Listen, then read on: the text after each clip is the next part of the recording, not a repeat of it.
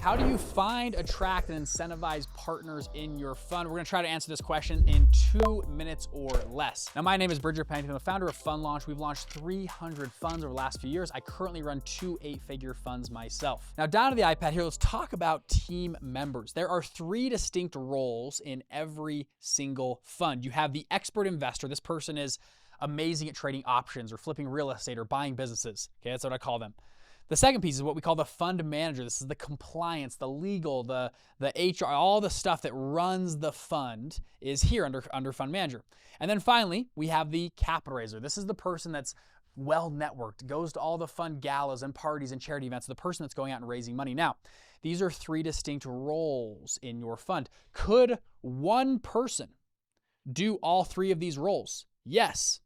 Could 20 people do all 3 of these roles? Yes, okay? But again, all 3 roles need to be satisfied or done in your fund. So for example, in my fund, we have a blockchain fund. Dan, my partner, is incredible at crypto and blockchain. He is here. Bridger, I'm really good at fund management. I'm here. And then both of us, Dan plus Bridger, we help raise capital together, okay? That's the team that we have built. So we're 2 people managing these 3 roles. I've seen other firms where they have a number of people running these roles. And you have, 2 people here, you have 10 people here, and you have 4 people here. Again, they split the equity there. Now, people always ask me, Bridger, how do you split up the equity or distributions? It's a negotiation. Every business is different, but I will tell you from experience, just seeing what I've seen, generally speaking, about a third goes here, about a third goes here, and about a third goes here. Now, I'm not saying for some funds, 60% goes here and 20, whatever, but I'm just telling you from what I've seen with big firms and small firms, about a third goes here, about a third goes here, and about a third goes here. Which is kind of interesting that it actually lines up like that.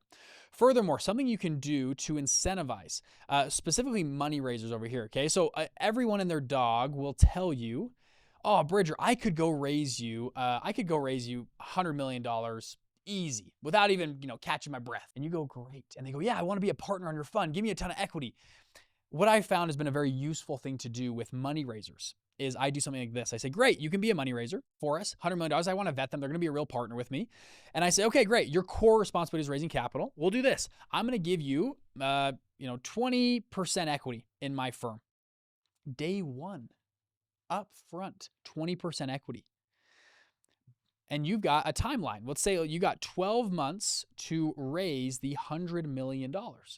At the end of 12 months, if you've raised $100 million, you retain and keep all 20% equity in your position. Great. If you raise $50 million, you drop to, $50 million, you get cut by 50% down to 10% equity. If you raise $5 million, you cut even further down to 2%. So, and you do I call it a reverse vesting schedule. This allows them to be under the owner's exemption with the SEC. Owner's exemption, which allows them to go sell your security and be an owner with you. You want someone who's a real partner. Don't want to do this deal with everybody. But then if they don't do their core responsibility, they can be cut back or clawed back on their equity. Been a very useful way to do incentives for specifically money raisers because everybody and their dog believes they can raise tons of money for you. We've even done similar things with fund managers and expert investors. Every single partner in our firm is subject to a clawback of 50% of their equity if they don't meet their core responsibilities. One way to do it. You don't have to do it that way. It's one way to do it. I've seen if you do the reverse and do a vesting schedule, money raisers aren't as incentivized to go, and sometimes they feel a little bit jaded. Furthermore, the owner's exemption, you don't want people earning equity by just raising capital. You want them to have other core responsibilities as well. Now, lastly, what I'll share with partners, you're looking for level 10 partners, right? Like people that are phenomenal. Like on a scale of 1 to 10, I like using the analogy of dating. Okay. Finding great partners is kind of like dating. What's the easiest way to date a 10, a 9 or a 10? The easiest way is to also be a 9 or a 10. That's the easiest way to do it. 10s, a lot of times date 10s, or 9s date 9s, 7s date 7s, okay?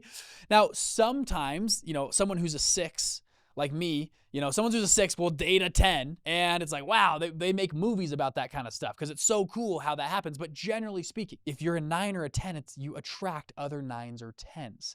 Same thing's true with partners. If you want to have a level 10 partner, also be a level 9 or 10 partner. My business partner, Dan, for example, he's on the board of Intel for 16 years, done hundreds of millions of dollars in sales in his businesses, on the board of AMD in Silicon Valley.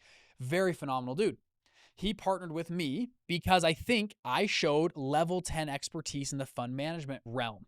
He was a level 10 in the expert investor realm. Okay. And so, birds of a feather flock together. You need to sharpen the axe. If you want to attract really great partners, really great people, sharpen the axe, become a 9 or a 10 partner. And it might be when you start out, you might be a 6 and you have to work with other 6s. And maybe you guys both grow together. That's sometimes what happens. That's the advice I'd give here. Have the 3 roles in the fund, find good partners, sharpen the axe, become sharper in one of these categories. You don't have to be a level 10 in every category, but be a 10 in one specific area and then attract other people that are level 10s in other areas. Hope that's helpful. See you next video. Bye-bye.